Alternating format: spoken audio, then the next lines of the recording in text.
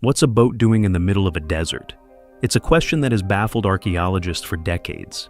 In the heart of Egypt, far from the nearest shoreline, an astonishing discovery was made: ancient ships buried beneath the sands of Abydos.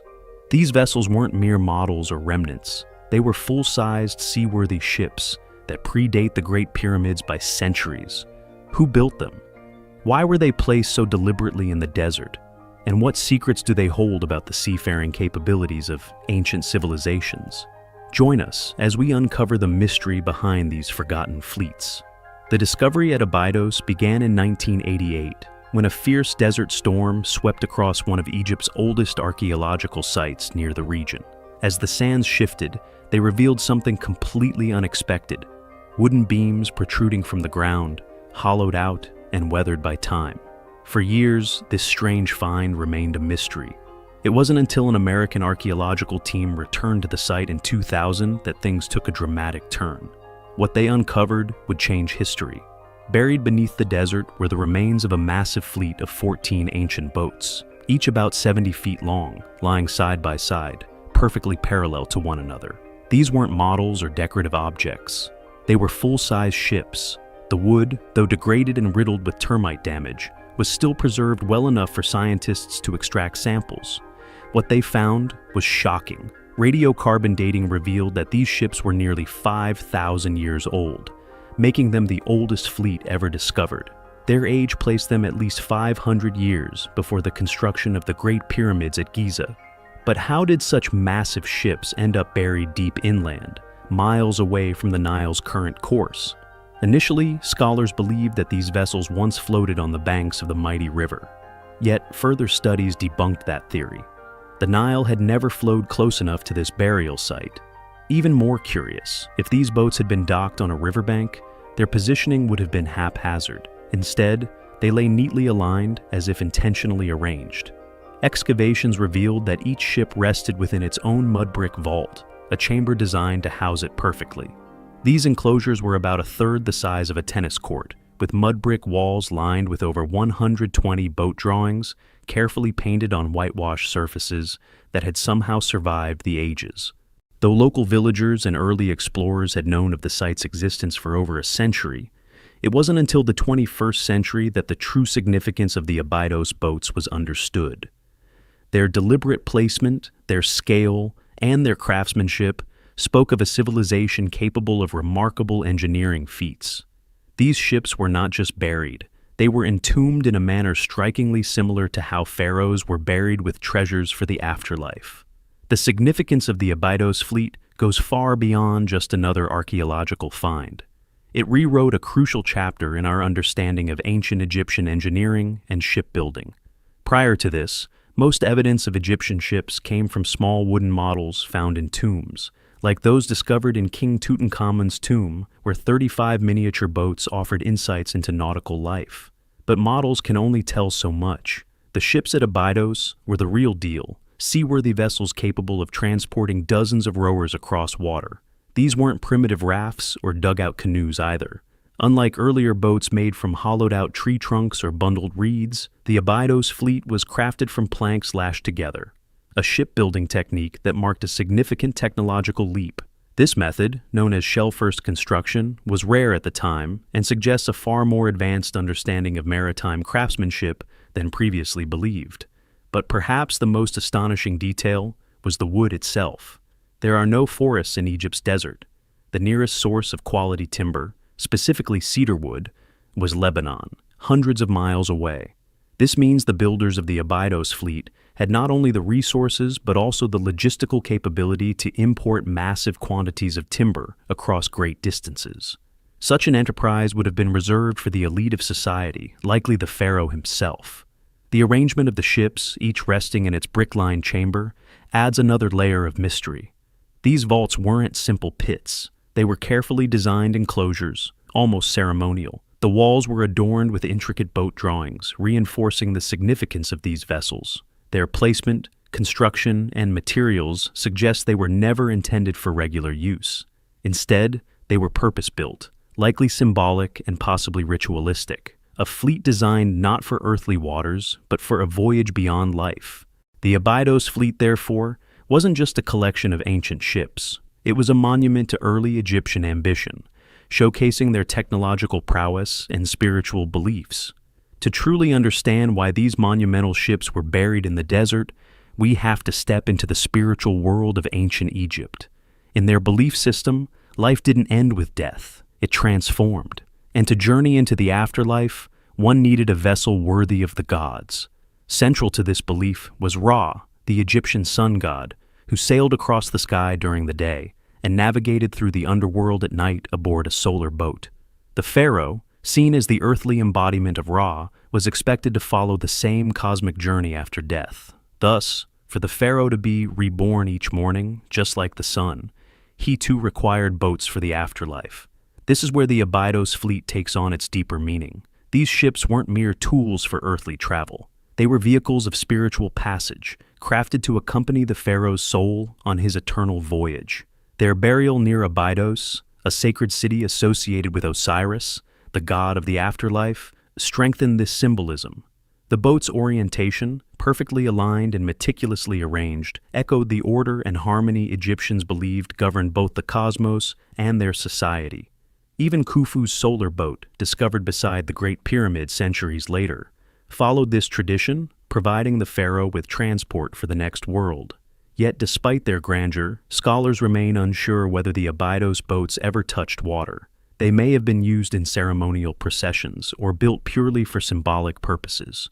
Either way, their construction demonstrates not only remarkable craftsmanship, but a deep spiritual commitment and an effort to ensure that Egypt's rulers could traverse the mysterious waters of eternity, just as they once ruled the Nile. The Abydos Fleet is just one of many jaw-dropping examples of ancient Egyptian ingenuity. Across the sands of Egypt, other technological feats continue to amaze modern scientists and historians alike. One of the most remarkable is the solar boat of Pharaoh Kufu.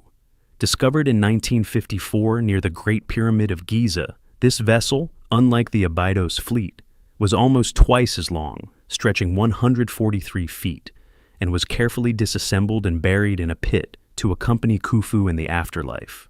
The precision and craftsmanship of Khufu's boat mirror the sophistication seen at Abydos. Constructed with cedar wood planks tied together using rope, a method known as sewn plank construction, the boat's design was so advanced that when it was reconstructed, it floated perfectly. It demonstrated that ancient Egyptians possessed not only religious motivations for their ships, but also real seaworthy engineering skills. But Egypt's engineering genius wasn't limited to shipbuilding. Venture south to Saqqara, and you'll encounter the Serapeum, a labyrinth of underground tunnels housing 24 massive granite sarcophagi, each weighing between 70 to 100 tons. These weren't ordinary coffins. Carved from a single block of granite, their surfaces were polished to a mirror, finished with precision so exact that even modern tools struggle to replicate it.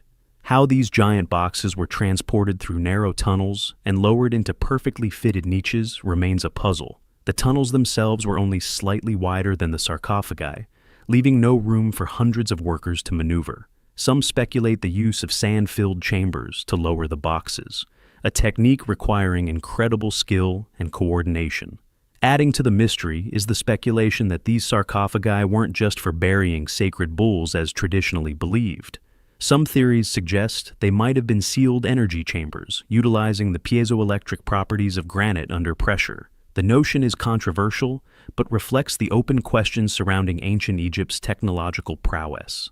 Together, these marvels, whether ships buried in the desert, boats hidden near pyramids, or sarcophagi carved with uncanny precision, point to a civilization that blended spiritual belief with technological mastery, creating artifacts that continue to challenge modern understanding.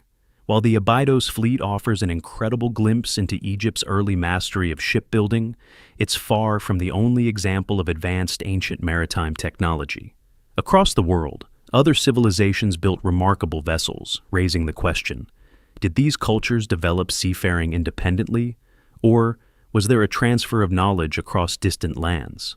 Take, for example, the Viking longships of Scandinavia, sleek, fast, and designed to navigate both open seas and shallow rivers.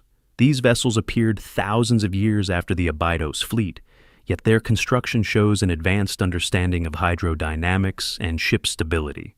The Vikings used overlapping planks, known as clinker-built construction, allowing flexibility and strength in rough waters. Further back in time, the Phoenicians, renowned traders of the ancient Mediterranean, mastered shipbuilding techniques that enabled them to sail beyond the Straits of Gibraltar, possibly even reaching as far as the British Isles and West Africa. Their sturdy merchant ships were equipped with a central keel, improving stability during long voyages.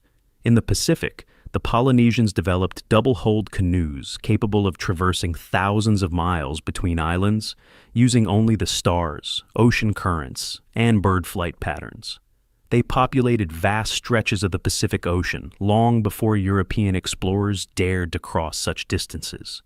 The Chinese treasure ships of the Ming Dynasty, built centuries later, dwarfed most vessels of their time. Some reached lengths of over 400 feet, carrying hundreds of sailors, soldiers, and diplomats on voyages across the Indian Ocean. These global examples raise intriguing possibilities. Was the Abydos Fleet a unique innovation of early Egypt, or did it reflect a shared legacy of maritime knowledge that spanned continents? They invite us to question what we think we know, to peer into the ingenuity and complexity of early civilizations, and to consider the possibility that the ancients understood far more about the world, its elements, its challenges, and perhaps even its unseen dimensions, than we've yet realized. The fact that the Abydos fleet was buried so deliberately and with such precision suggests that these ships were never just tools. They were symbols, part of a cosmic narrative where the pharaoh wasn't simply a ruler, but a divine being undertaking a celestial voyage. Whether they ever touched water in the physical world is beside the point. Their true destination was the afterlife. Their true mission, a spiritual one, guiding the soul through the journey of rebirth. And that's what makes them so extraordinary. In our time, ships are often seen as practical machines, yet in Abydos, they were spiritual vessels, carefully engineered to navigate a metaphysical realm. Every plank lashed, every chamber lined with bricks, every orientation chosen with purpose. It all reflected a worldview that merged engineering with religion, craft with cosmology. Even thousands of years later, these ancient boats stir something in us. They remind us that humanity has always looked beyond the horizon, not just physically, but philosophically. The Egyptians believed in a balance between the seen and unseen, in the power of ritual, and in the continuity of life, beyond death. And they channeled those beliefs into their engineering, creating marvels like the Abydos Fleet, the solar boats, the Sarcophagi, and the lost city of Aten.